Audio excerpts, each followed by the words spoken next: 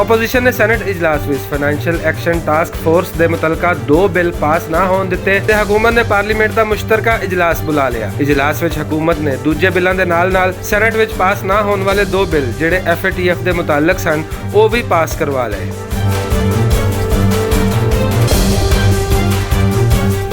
इजलास की कार्रवाई के दौरान ओपोजिशन ने बहुत अड़ी करने की कोशिश की थी, कदी कोई इतराज़ तो कदी कोई, पर हुकूमत हर इतराज़ का जवाब देंदिया होया अगे टुरदी गई तो वो सारे बिल पास करवा लए जिहड़े ओपोजिशन पास करवाना नहीं चाहती सी। इस कानून साजी के बाद पाकिस्तान वालों FATF ਦੀਆਂ सारियां मंगां पूरियां कर दित्तियां गईयां ने ते हुण उम्मीद की जा सकती है कि पाकिस्तान FATF की ग्रे लिस्ट विचों निकल आवेगा। दूजे पासे FATF का इजलास भी जारी है ते अगले कुछ दिनों तक पाकिस्तान बारे फैसला भी सामने आ जाएगा। FATF जो भी फैसला करे, पर हुण एक गल खुल के सामने आ गई है कि पाकिस्तान की ओपोजिशन के लीडरां नूं पाकिस्तान के मुफादात नालों अपने मुफादात ज़्यादा अजीज ने, जिहदा सबूत उन्होंने कौमी असैम्बली के इजलास की कार्रवाई में पाकिस्तान की बेहतरी लई होने वाली कानून साजी के खिलाफ वोट पा के दे दिता है।